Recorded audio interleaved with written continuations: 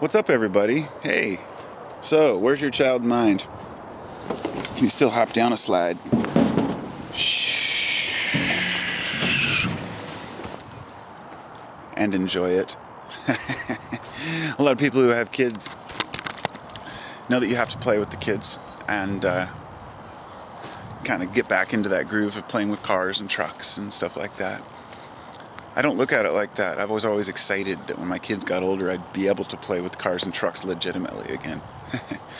I like to go out in the backyard and put little trails and dig little holes and pits and put liner in there and make little moats and ponds and stuff. And come down here to the playground structure. It's early in the morning. Come down here by myself to take a walk and go somewhere enjoyable. And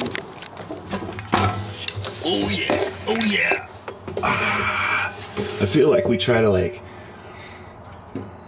escape from this childhood as if it's better to be an adult, but not just an adult, but have this adult mind, this rational thinking mind. And the older we get, the more we find that some of these notions that we think are so great about being an adult aren't.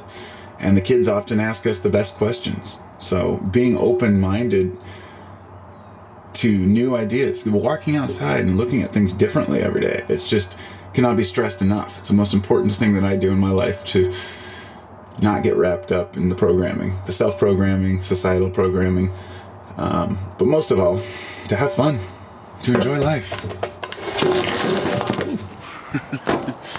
And what else is there? What else is there? It's like, it just seems like such an obvious thing, you know? Have fun, you know? Go down the slide. Whoosh. Do something to enjoy your life. And don't worry about what people tell you are, or how mature you should be. I guess the difference between being a child and being an adult, in my eyes, is nothing more than the adult really understands how fun things can be. But at the same time, we can pick up garbage and do good things for the environment.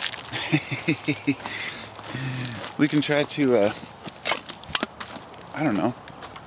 try to make an impact, try to make a difference. So the adults have the capacity to change the world around them that kids don't have. But with that capacity, I think people tend to assume that they have to hold this stature, this certain way of being. And it's just not the way it is. You know, what is responsibility? Responsibility is taking it upon yourself to do what you feel is right and to be self-sufficient to an extent. But it's different for each person. You know, this whole idea of graduating college and going out and getting yourself a career so you can make, you know, just a certain amount of money, just enough to pay off your student loans, and it's ludicrous to me. I'm in a situation right now where I had to quit my job because I can't lift anymore. I can't do any more hard labor. And I didn't know what I was going to do. And it's funny how many people don't know what they want.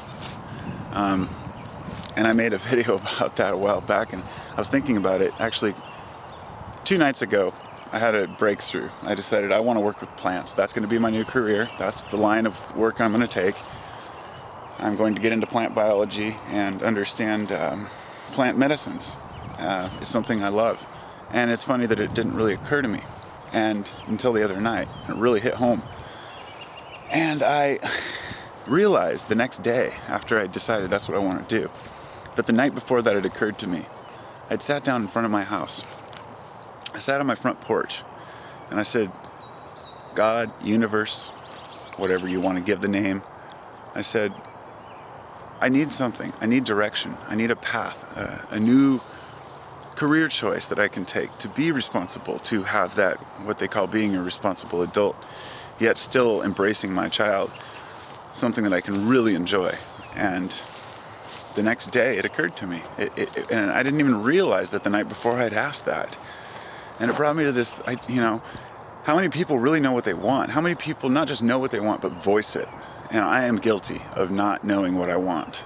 And sometimes the things I want change, and this is what's become such an issue for me in life, is that I know what I want today, but I don't know if that's still going to be something that I enjoy doing tomorrow.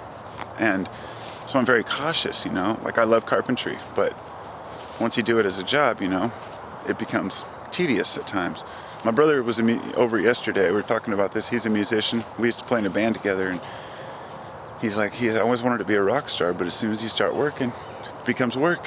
And it's not so fun anymore. And I'm afraid of that. And I think that plants are the one thing that I'll never get tired of. I mean, they're just amazing. And I'll never run out of amazement with even a blade of grass. And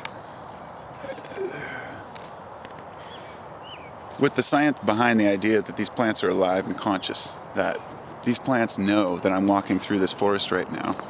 Without that knowledge, I might not be as interested in it as I am. But I know this tree is conscious that I'm conscious of it. I know this tree is conscious that I'm conscious of it. And I know this tree and this tree are conscious of each other through the mycelial network in the ground, as well as the very subtle energies and magnetism, perhaps the toroidal field, if you will. Look at that tree. I mean, it's just perfect. Everything about a tree is perfect. Beyond the metaphors, it's just amazing, people. I can't express how awesome nature really is, and it just becomes such an obvious thing to state that saying it just sounds silly. Oh, nature's great. But I heard somebody talking the other day about how to deal with nature, interfering with your life, or, nature's imposing upon this or that. It's like, where does this come from? There was a power outage in downtown Vancouver the other day, and I read an article in the newspaper, and it said Wayward. It says they were explaining it was a squirrel that landed on, or they got fried on one of the power stations or something, and he said this time of year it's common for wayward animals to find their way onto power wires. I was like, wayward? What do you mean wayward? It's an animal. It's not wayward. It's his home. We're the wayward ones, if anything. But I think that that's a really important thing to incorporate. Also, to remember that we do fit in. We are a part of this world, and we're not separate from nature, and we are not failures at what we've done. Mankind has not failed. Mankind has just refused to admit his failures up to this point. And I think with the wisdom and education and knowledge and science and history behind us now, we can finally start to build something. Before we had written history, it was very difficult for man to know what had worked and what hadn't. And this is how we came up with so many of these metaphors and archetypes and religions, trying to explain what this all is. And when you stop trying to put a label on it and you just start experiencing it, I mean, that's really what life's all about. And you can't experience it without that child mind. You just can't.